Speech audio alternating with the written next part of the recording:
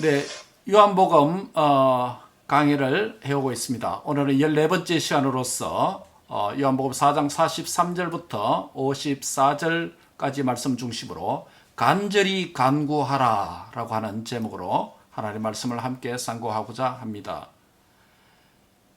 요한복음 4장 초반부에 우리는 신속하고 정확한 우리 예수님의 구원 여정에서 일어난 한 사건을 소개하고 있었던 것을 보았습니다. 어떤 내용이었죠? 예수님과 사마리아 여인과의 만남의 장면이었죠. 사마리아 여인은 예수님을 만난 후에 그녀는 예수님께서 선지자이시고 메시아이신 것을 알고 믿었습니다. 예수님을 믿은 사마리아 여인은 동네에 가서 와서 보라라고 하면서 외치면서 그녀가 만난 예수님께로 사람들을 초대했습니다. 초대받은 그들도 예수님을 믿었습니다.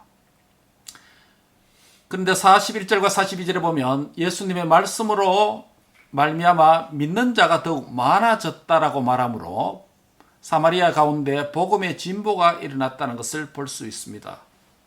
그리고 사마리아 사람들은 이제 사마리아 여인에게 이런 말을 합니다.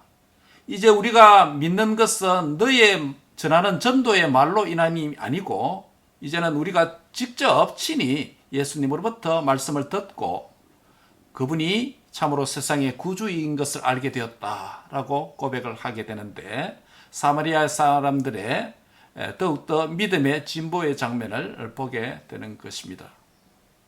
오늘도 교회의 전도를 통해서 또 청함을 받아서 교회 한번 가봅시다 라고 하는 단순한 친구의 말 한마디에 교회에 오는 분들이 많이 있습니다.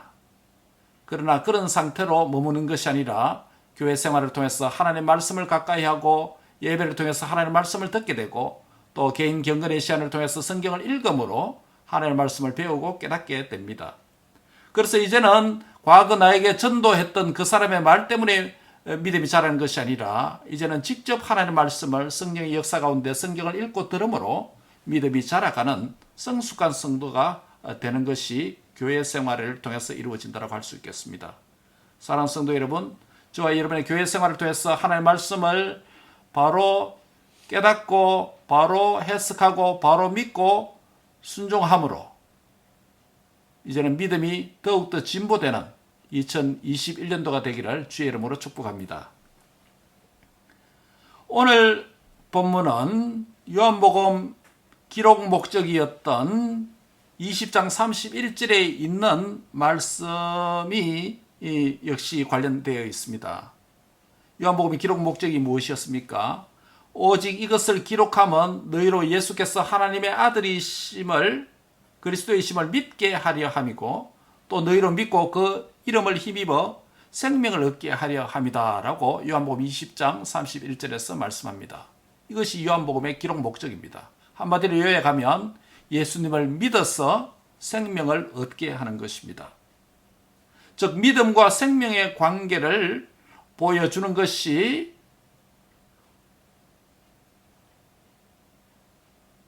오늘 본문에도 나타나 있습니다.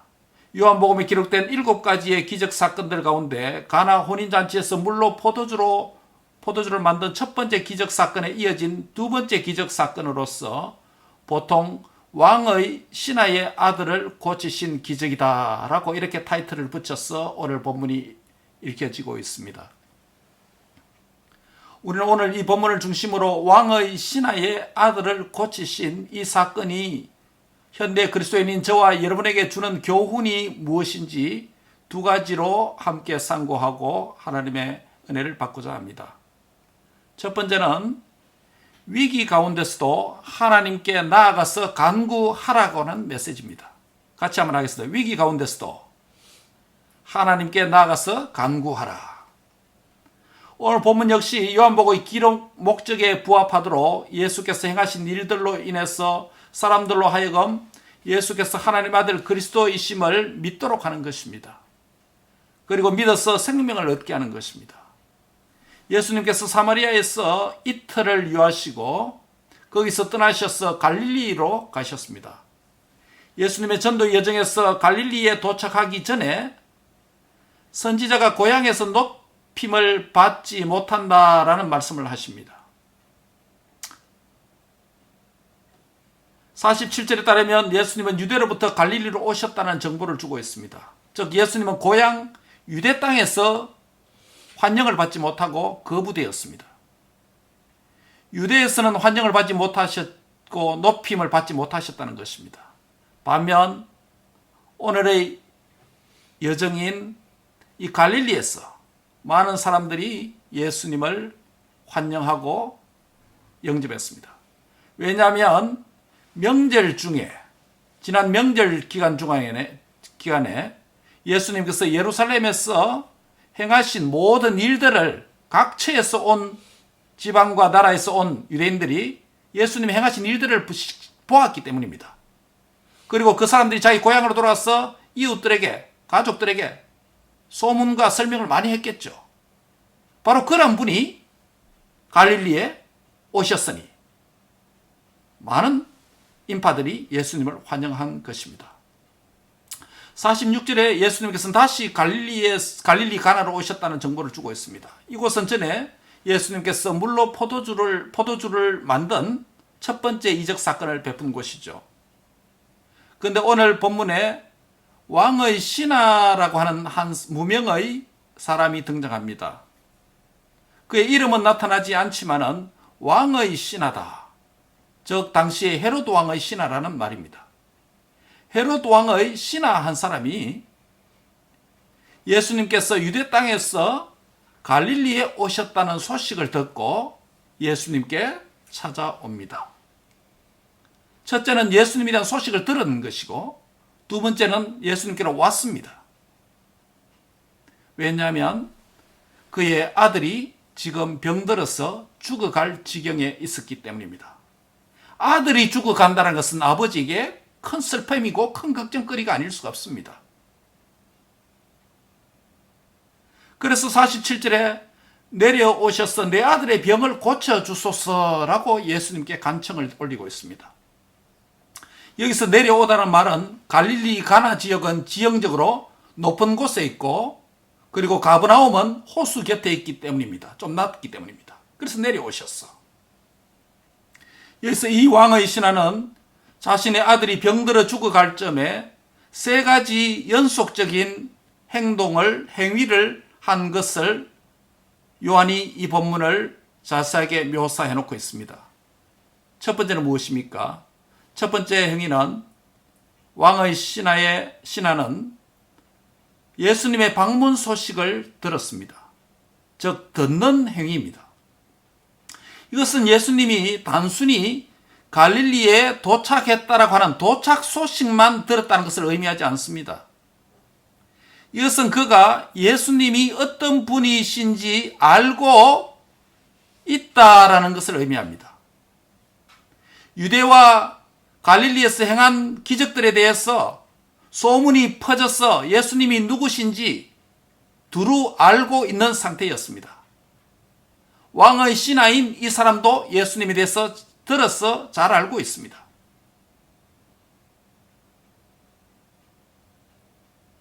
예수님이 누구로 알았다는 것입니까? 물론 그가 아직 예수님에 대한 자신의 구원주로 개인적인 구원 얻는 saving faith, 구원 얻는 믿음을 가졌는지 그 진위 여부는 정확하게 알 수는 없습니다. 그러나 한 가지 분명한 사실이 있습니다. 무엇이냐면 왕의 신하에게 적어도 분명한 사실은 예수님이 적어도 어떠한 질병도 고칠 수 있는 하나님의 능력을 가지신 분이라고 하는 이 사실을 알고 있으면 틀림없습니다. 두 번째 왕의 신하는 그가 한 행위는 예수님께로 갔습니다. 즉 예수님께로 가는 행위가 있습니다. 하나님의 능력을 가진 분이라는 소문은 얼마든지 들을 수가 있겠죠. 그런데 거기에만 머물러 있으면 자신의 상황과 자신의 위기와 자신의 문제를 해결할 역사는 기대할 수가 없습니다. 예수님 누구신지 그분의 정체성을 알고 난 뒤에는 예수님이 계신 곳으로 만나기 위해서 실제로 가는 행동이 필요합니다. 마지막 세 번째 행동은 무엇입니까? 그는 예수님께 청했습니다. 간청, 간구, 다른 말로 하면 기도하여 부르짖다는 의미입니다. 즉 기도하는 행위입니다. 정리를 하면 이것입니다. 왕의 신하는 예수님의 정체성을 먼저 알았다는 것이고, 두 번째는 예수님께 자신의 문제를 가져갔다는 것이고, 세 번째는 예수님께 자신의 문제를 가지고 간청했다는 것입니다. 이러한 3단계의 왕의 신하의 행위는 오늘날 그리스도인이 문제를 직면했을 때 어떻게 해결해야 할지, 위기를 당면했을 때 어떻게 헤쳐나가야 될지 하나의 가이드라인이 될 수가 있습니다. 문제와 위기의 상황을 직면한 어떤 사람이 문제를 해결을 하기 위해서 밟아야 할 스텝은 예수님이 누구신지 정확하게 알 필요가 있습니다. 오늘 우리에게 마찬가지입니다. 우리가 어떤 위기와 문제를 당면했다면 첫째로 예수님이 누구신가, 하나님 누구신가에 대해서, 그분의 정체성에 대해서 바르게 이해할 필요가 있습니다. 바르게 알아야 됩니다.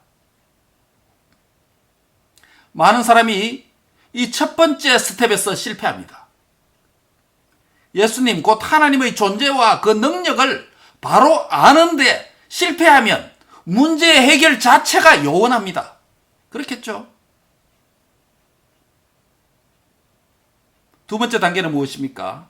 자신의 문제를 자신이 고민하고 스트레스를 받아서 좌절하거나 포기하지 말고 예수님께 가져가는 단계입니다. 예수님께서 자신의 문제를 가져가는데 실패하는 경우들이 있는데 무엇 때문일까요? 예수님께 자신의 문제를 안 가져가는 이유가 무엇일까요? 그것은 우리의 게으름이 한몫합니다. 우리의 안일함이 한몫합니다. 육체의 연약함이 한몫합니다. 뒤로 미루는 것이 한몫합니다. 다른 것에 우선순위를 둠으로 인해서 한몫할 수 있습니다. 마지막 세 번째 단계는 예수님께 나와서 간절히 간청하는 단계입니다. 이 단계에서 많은 그리스도인들이 기도의 다양한 방법 가운데 부르짖음의, 오늘 새벽에 말씀드린 것처럼 부르짖음의 기도를 놓치지 말아야 한다는 것입니다. 부르짖음의 기도를 놓치고 있기에 실패할 수 있습니다. 부르짖음은 단순히 소리만 크게 한다는 것을 의미하지 않습니다. 자신의 처한 문제와 자신이 처한 위기를 보는 안목을 반영하는 외적인 표현이 부르짖음의 형태로 나타납니다. 즉 절박함이 있는가의 척도가 여기 달려 있습니다.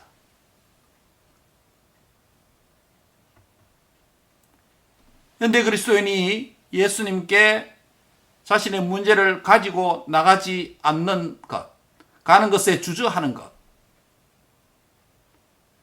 가지고 가는 것에 게으른 것, 가져가는 것에 뒷걸음질 치는 것, 무엇 때문일까요? 예수님과 기도를 통해 교제하기를 즐겨하지 않는데 무엇 때문일까요? 두 가지 가능성이 있습니다. 하나는 현재 자신의 문제나 위기에 대한 절박함이 없거나 절박함이 부족하다는 것입니다. 절박함 결핍증입니다. 절박함이 없고 부족하다는 것은 믿음이 없어서 불안하다는 의미가 아닙니다. 절박함이 없거나 약하다는 것은 주께서 주시는 평안과 안정을 잃어버리고 불안해한다는 의미가 아니에요. 예를 들어 볼까요? 자신의 가족이 물에 빠져 죽어간다고 생각해 보세요. 그 상황에서 자신이 힘껏 노력하고 건져보려고 애를 쓰지 않겠습니까? 그래도 안 되면 주위에 크게 소리 질러서 도움을 청하죠. 그렇게 절박하고 소리치고 노력하는 행위들이 믿음이 없어서 평안을 잃어서 불안하다는 것과는 다른 차원입니다. 절박함이 없다는 것은 현재의 문제의 가족이 내 사랑하는 가족이 아니고 멀리 떨어진 남 정도로 여기기 때문입니다. 아니면 직면한 문제나 위기가 가까이에 있는 내 것이 아니고 멀리 떨어진 모르는 어떤 사람의 문제나 위기 정도로 생각하는 것 때문이 아닐까요?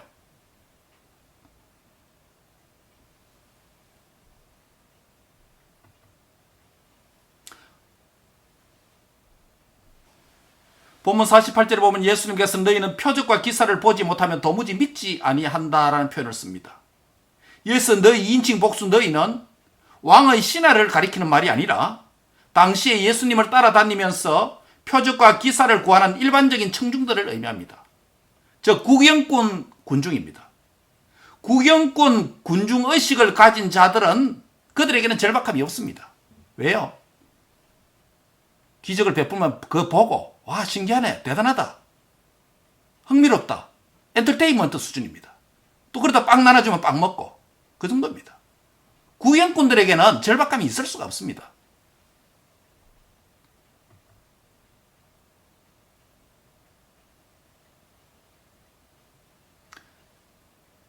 절박함은 그렇다고 여러분 오해하지 말아야 됩니다. 절박함은 문제 자체에 집중하는 것이 아니에요. 문제 자체에 함몰되는 것이 아닙니다.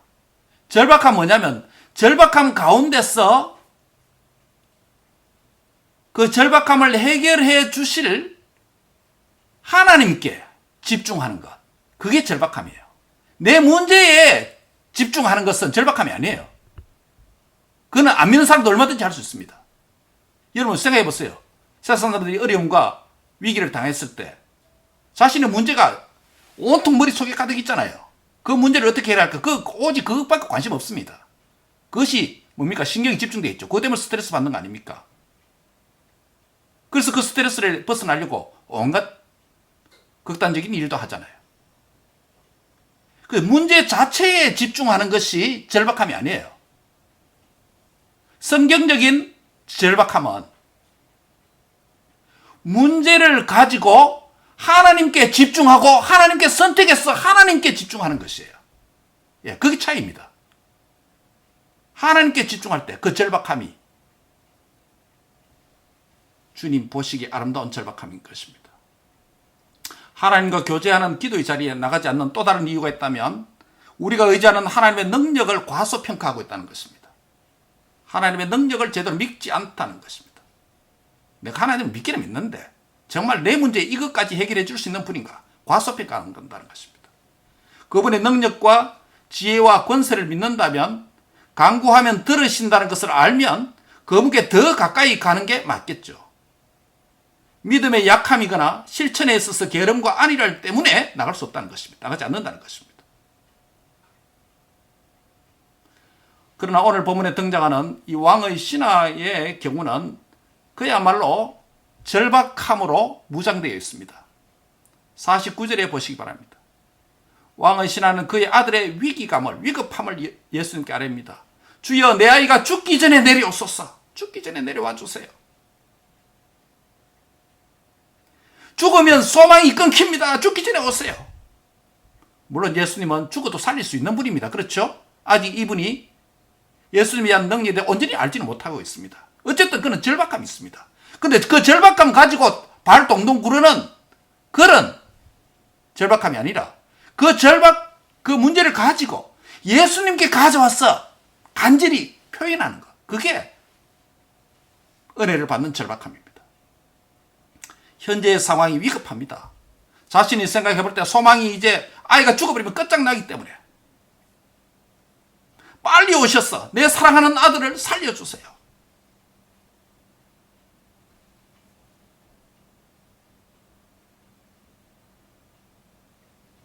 아버지가 아들을, 딸을 사랑하지 않겠습니까? 종종 이런 우리 함께 한국에서 목회할 때 우리 교육자 중에 한 분이 이렇게 간증한 적이 있습니다. 자기가 어렸을 때 몸이 열이 나고 되게 아팠는데 자기 아버지가 자기를 업고 그 먼 약국으로 달려가는 그 장면이 생각나서 아버지 사랑을 깊이 깨달은 교육자 한 분이 있었습니다. 우리 같은 동료였는데요.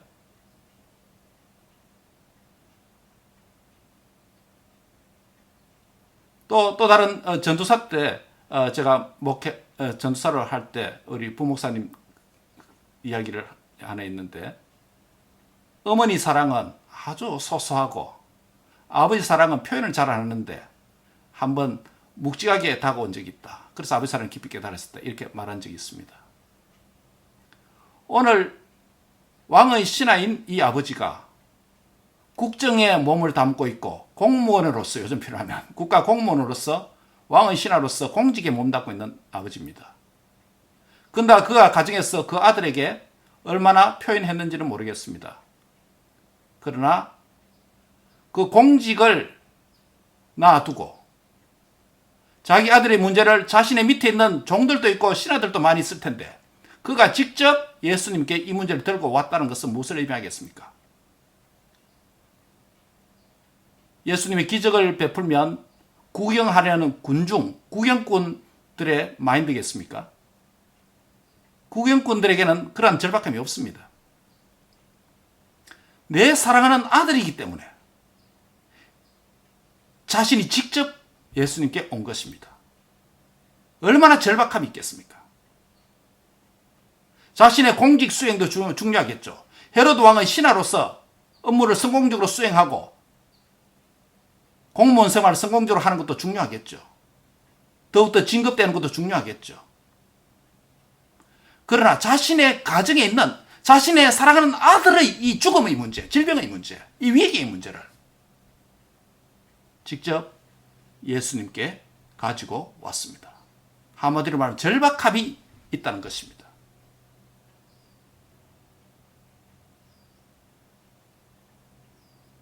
오늘 저와 여러분의 기도 안에서 나의 간구에 절박함이 있는지, 여러분 기도에 절박함이 있습니까? 절박함으로 간구하고 있습니까? 오늘 우리 기도 생활에 나는 이 아침에 1월 첫째 주일에 여러분에게 도전하고자 합니다.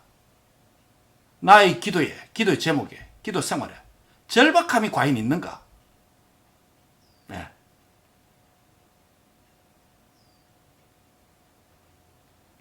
우리는 1월 1일부터 1월 9일까지 특별 기도 주간으로 삼고 가정의 회복과 전진을 위해서 주님 앞에 우리의 문제를 가지고 그 문제를 해결할 수 있는 분 예수님이 누구신지 알기 때문에 내 문제를 고민하지 않고 이 문제를 예수님께 들고 와서 간청하는 특별 기도의 시간을 가지고 있습니다.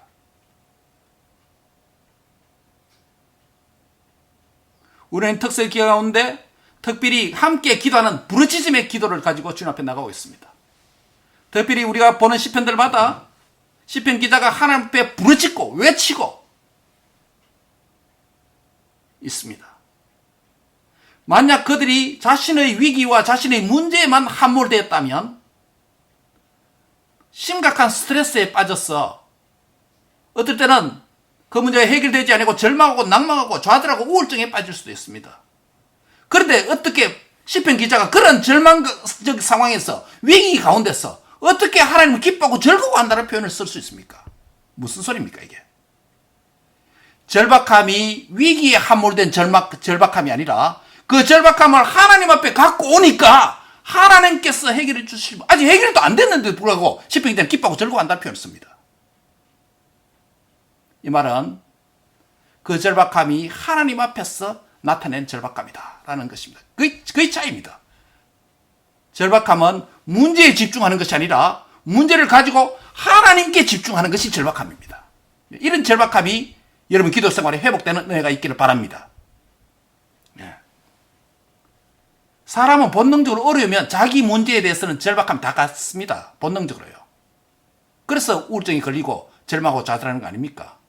그런데 그것을 안 믿는 사람이 할 수 있는 것이고 적어도 성도라면 자신의 위기와 문제를 가지고 그 절박함에 함몰되는 것이 아니라 절박함에 집중되는 것이 아니라 하나님께 집중하면 그게 하나님 앞에 표현되는 절박감이라는 것이에요. 그런 마인드로 기도하라는 것입니다. 이번 특세 기간에 또 2021년도 우리 자신과 가정의 회복과 전진을 위해서 얼마나 문제가 많습니까? 얼마나 문제가 해결되어 문제가 산적되어 있습니까? 이 문제에 집중하지 말고 이 문제를 들고 하나님께로 갖고 와서 하나님께 집중하시기 바랍니다.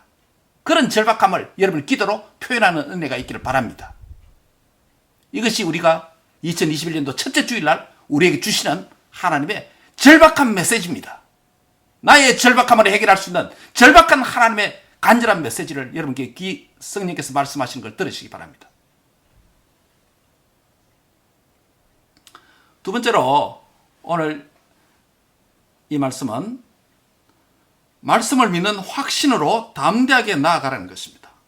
말씀을 믿는 확신으로 담대히 나아가라.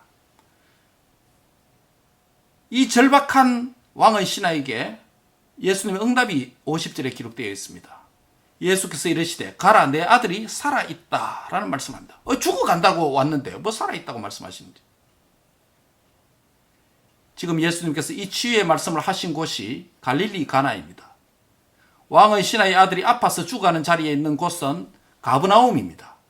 즉 의사와 환자가 지리적으로 서로 다른 지역에 있습니다. 요즘 말로 하면 일종의 원격 진료 체계입니다. 그렇죠? 리모컨 치료와 같은 상황입니다.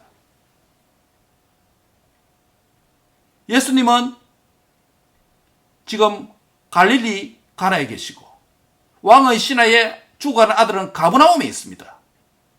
다른 타운에 있습니다. 그런데 여기서 원격 조정으로 해서 치료할 수 있는 그런 상황입니다. 50절을 하반절에 보면 이 치유의 말씀을 들은 왕의 신하가 어떤 반응을 보이고 있습니까? 그 사람이 예수께서 하신 말씀을 믿고 가더니 이야, 탁월한 믿음이 아닐 수가 없습니다. 원격 진료 체계를 믿습니다. 예수님의 원격 진료 방법을 믿습니다. 리모컨 치유를 믿습니다. 즉 그분이 말씀하시면 된다라는 믿음입니다.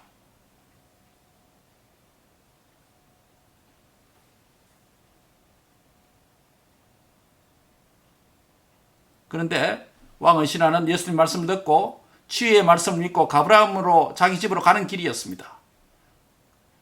가나에서 가브나움으로 내려가다가 자기 집에서 종들이 주인에게 보고하러 옵니다.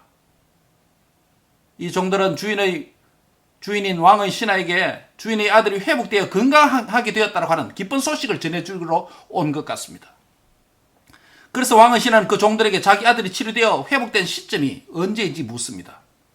어제 7시경에 열기가 떨어졌습니다 라고 주인에게 보고합니다. 여기서 어제라는 시간 개념을 사용한 것으로 보아서 왕의 신하가 예수님의 치유의 말씀을 듣고 가나에서 들은 그 말씀을 들은 시간이 어제라는 것을 알 수 있습니다. 왕의 신하가 예수님의 이 말씀을 듣고 다른 곳에 가지 않았다면 가나에서 가브나움으로 가는 시간이 많이 흘렀다는 것을 의미하겠죠. 그의 아들이 있는 가브나움에서 갈릴리로 예수님께로 올 때도 그랬지만 다시 가브나움으로 내려가는 동안 이 아버지는 온통 아들 생각밖에 하지 않았을 것입니다. 내 아들은 메시아이신 그분께서 하나님의 능력으로 치유의 말씀을 해주셨기에 아마 회복될 것이라고 믿었을 것입니다. 왜냐하면 50절에 그는 예수님께서 하신 말씀을 믿고 갔기 때문이라고 하고 있습니다. 그 종들이 주인의 아들의 열기가 떨어진 시간이 어제 7시라고 보고할 때 그는 예수님이 자신에게 말씀해 주셨던 그 시간과 동일한 시간이라는 것을 알게 되었습니다. 이 사실은 죽어가는 아들이 치유된 것이 우연이 아니라 그냥 자연스럽게 약 먹어서 떨어진 것이 아니라 예수님이 말씀하시는 그 시간에 예수님의 말씀의 능력이 나타났어. 그렇게 고쳐졌다라고 하는 증거의 표현이 같은 시간이라고 하는 것입니다. 53절에 그의 아버지가 예수께서 네 아들이 살아있다라는 말씀을 하신 그때인 줄 알고 자기와 온 집안이 다 예수님을 믿었다라고 오늘 본문이 종결합니다. 이것은 예수님께서 유대에서 갈릴리로 오신 후에 행하신 두 번째 기적입니다. 오늘 본문에서 요한복음 기록 목적이 명시적으로 언급됩니다. 53절 끝에 보면 자기와 그 온 집안이 다 믿으니라. 그 가정에 왕의 신하의 가정에 복음의 진보가 일어났고 믿음의 진보가 이 가정에 일어났다는 것을 보여줍니다. 오늘 우리는 갈릴리 가나에 방문하신 예수님에게 찾아온 헤롯 왕의 한 신하의 아들이 병들어 죽어갈 점에 이 문제를 예수님께 가지고 와서 간청하고 예수님이 살았다라고 하는 그 말씀을 듣고 믿고 가는 이 기사를 통해서 간절히 간구하라고 하는 우리의 기도의 생활에, 기도의 태도에, 기도의 모습에, 우리의 특세와 올 한 해의 기도 생활에 적용하고자 합니다. 특별히 누가복음 18장 여러분 불의한 재판관이 가난한 과부의 그 비유가 있지 않습니까? 불의한 재판관에게 가난한 과부가 이 문제를 해결해달라고 늘 찾아와서 말합니다. 처음에는 너무 귀찮았습니다. 뭐 돈이라도 한 보따리 갖다 주면 내가 들어줄까? 가난한 과부니까 뭘 그리 힘이 있겠습니까? 계속 반복해서 찾아옵니다. 이 문제를 해결하라. 그런데 누가복음 18장의 이 비유에서 그녀의 절박함을 표현하는 한 단어가 있습니다. 무슨 단어인지 압니까? 누가복음 18장.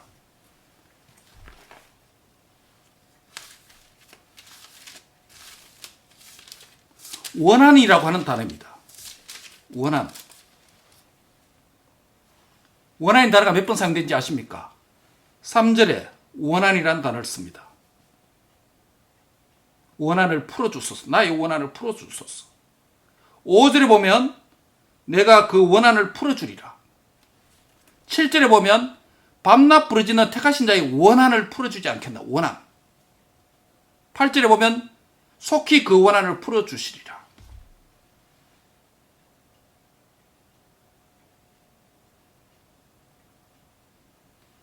우리 한글 성경에 원한이라는 표현을 썼습니다. 이게 무슨 의미입니까, 여러분?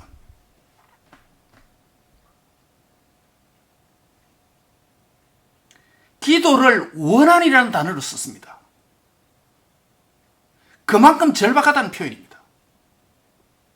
그런데 예수님께서 하시는 말씀이 이 비유의 뒷부분에 그러나 인자가 올 때 세상에서 믿음을 보겠느냐라는 표현을 씁니다.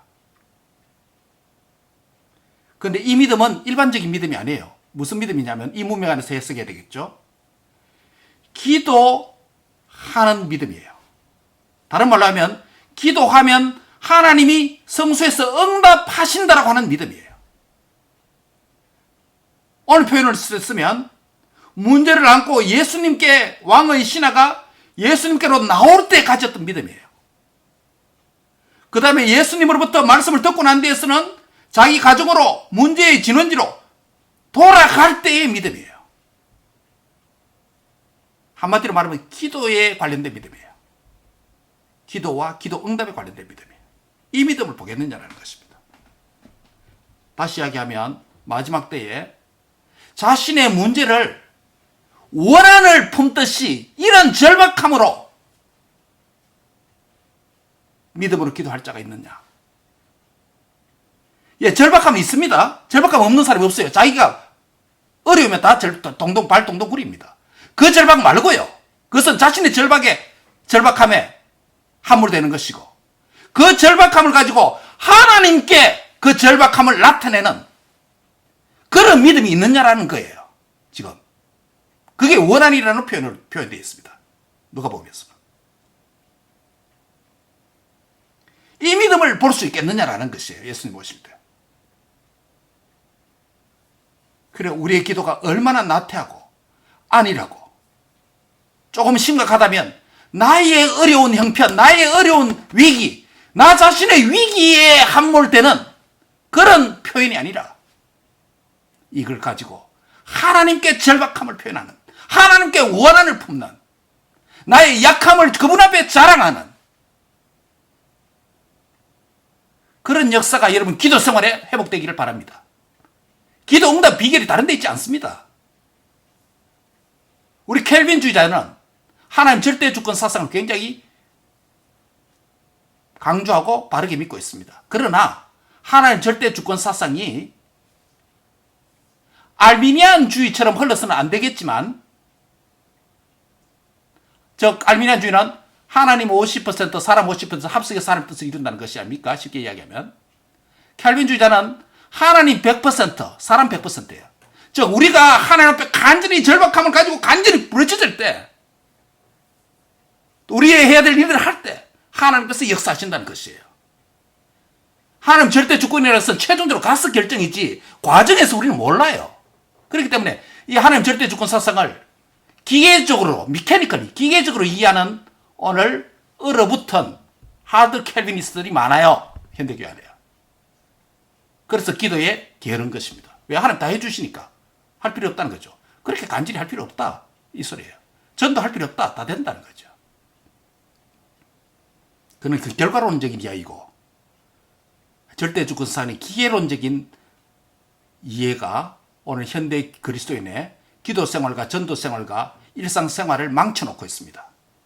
신앙의 문제가 신앙을 망쳐놓고 있습니다.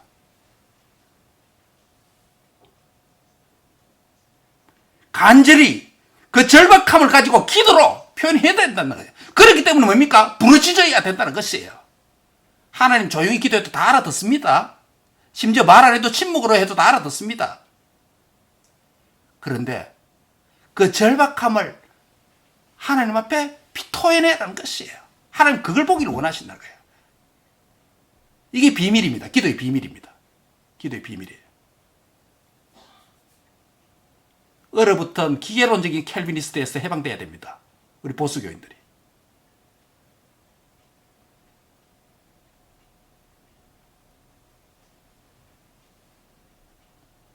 누가복음 예수님 비유에서 28절에서 사회 원한이라는 표현을 씁니다.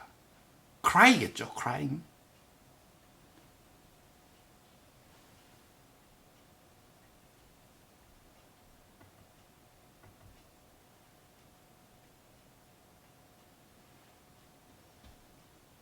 기도가 원한의 수준이 돼야 간절해집니다. 간절한 기도를 원한 맺힌 소망으로 승화시켜야 합니다. 기도는 간절한 소망과 하나님의 능력을 신뢰하는 온전한 믿음에서 시작되고 끝맺어야 응답을 받습니다. 말씀을 맺습니다. 왕의 신하는 예수님께로 나와서 사랑하는 아들의 문제를 가지고 절박함으로 간청했습니다.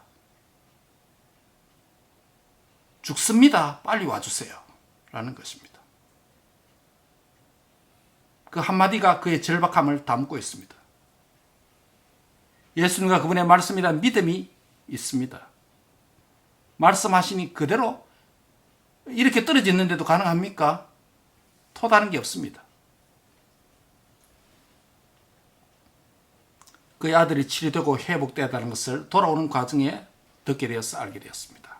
그 사실이 온 가족이 알게 되니 예수님을 다 믿게 됐다라는 것이 오늘 본문의 결론입니다. 우리에게도 기도가 이와 같다라고 할 수 있습니다. 멀리 떨어져 있는 사람을 위해서 기도할 때 어디서든지 계시는 하나님께서 우리가 기도하는 지체들 곁에 써주셔서 그 지체들이 나와 멀리 떨어져 있더라도, 한국에 있더라도, 미국에 있더라도, 나와 다른 공간에 있더라도 얼마든지 역사하실 수 있다라고 하는 믿음을 가지시기 바랍니다. 그러므로 기도하면 사람이 움직일 수 있습니다. 기도하면 세상이 움직일 수 있습니다. 기도하면 세계가 움직입니다. 이런 기도를 우리가 회복해야 되겠습니다. 회복해야 되겠습니다. 왕의 신하의 가정에 위기가 발생했습니다. 아들의 건강 문제였습니다. 오늘 현대사회도 그리스도인의 가정에 다양한 종류의 위기와 상황이 발생할 수 있습니다. 그 위기 때문에 고민하고 아파하고 스트레스를 너무 받지 마시고 그 위기 자체를 하나님께 선택하고 하나님께 집중해서 절박함으로 한번 부르짖고 간구해 보시기 바랍니다. 그 절박함의 자리를 찾고 회복하는 은혜가 있기를 바랍니다. 그리고 주께서 주시는 말씀을 그대로 믿고 순종하여 돌아갈 때 역사가 나타날 줄 믿습니다. 이러한 은혜가 2021년도 여러분의 가정에 충만하게 되기를 바랍니다. 이러한 은혜가 우리의 기도 생활 가운데 넘쳐나기를 바랍니다. 이러한 은혜가 사랑하는 우리 자녀들,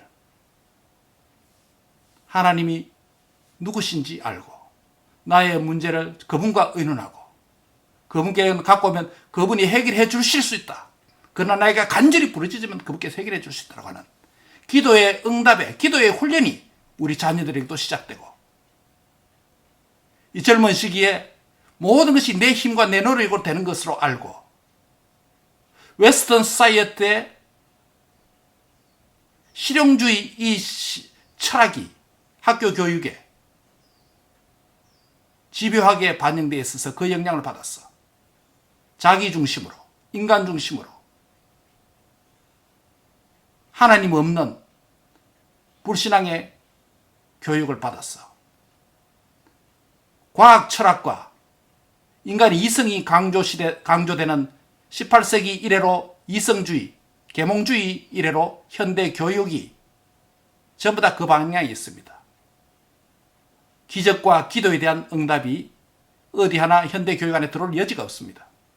이런 교육 안에서, 이런 교실 안에서 교육받은 우리 자녀들이 나의 문제를 하나님 앞에 들고 나와서 기도하면 하나님이 그분이 어떤 분이신 줄 알고 내 문제를 주님 앞에 갖고 와서 원한 품듯이 절박함을 가지고 기도할 때 하나님은 얼마든지 나의 환경과 나의 문제와 나의 진로 문제까지도 해결해 주실 수 있도록 하는 이런 믿음이 우리 청년 청소년 시기에 우리 자녀들에 생겨지기를 바랍니다.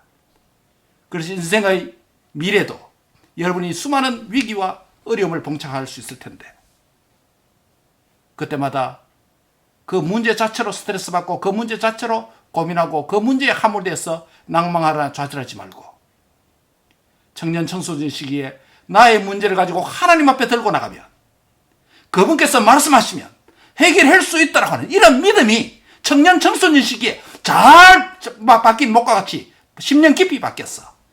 한편에서는 여러분 위기를 당할 때 여러분 삶의 나침반이 되고 방향이 되는 그런 은혜가 있기를 바랍니다.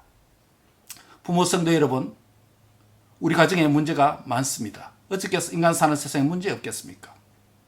우리 비즈니스의 현장에 문제가 있습니다.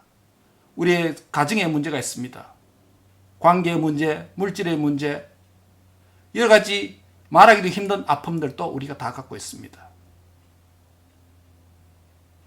내 힘으로 한다고 하지 마십시오. 내 힘으로 할 수 있다고 확신하지 마세요. 내 힘만으로 할 수 있다는 것은 문제 자체에 함몰되는 방식입니다. 이 절박함의 문제를 원한을 품듯이 주님께 들고 나왔어. 부르짖고 간구했어. 지혜와 은혜를 받았어. 그 힘으로 매듭이 하나씩 풀려가는 이런 은혜가